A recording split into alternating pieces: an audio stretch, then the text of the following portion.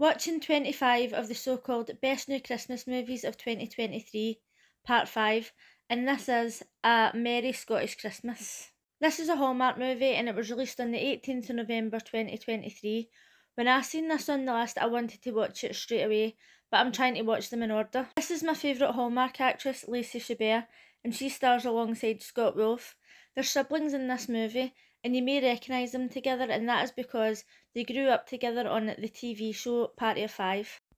Obviously from the name you can tell that this movie is set in Scotland, and I normally avoid British or Scottish movies like the plague, but it's a Christmas film and my favourite Hallmark actress is in it, so it had to be done.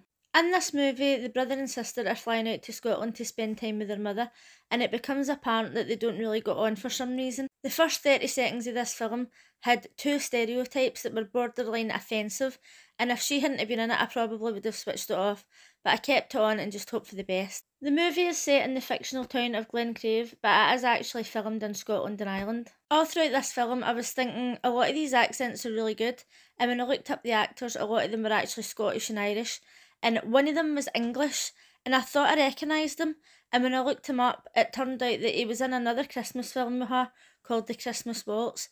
While I discovered that, I also found a new movie that's out this year called The Dancing Detective that they're in together. Well, that gives me something to watch when Christmas is over. So they'd been given this tour of this stunning Scottish castle, and they'd been given all the historical facts about when Christmas was banned in Scotland and some traditions that we have.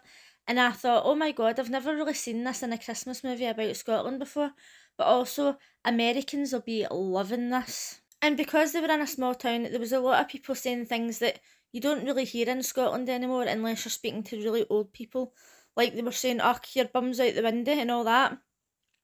And the film didn't even have subtitles, so me and one of my friends were talking about this, and we were laughing because Scottish people have always got subtitles, but in this one, they skipped it. Obviously, you'll be able to put them up yourself, but you'll probably still have to look up what "oh, your bum's out the window" means. When they meet the mum, they discover that she's got a hidden secret and they find out that they could be inheriting this castle. Now, is it just me?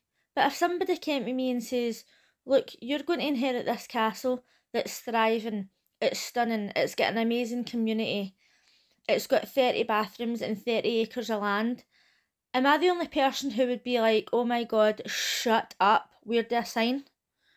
Not these two. These two are like, "No, please, I can't believe you kept this a secret from us. No, I can't just move. I can't leave my big city job. I can't leave my life that's depressing me and move into a castle with 30 bathrooms."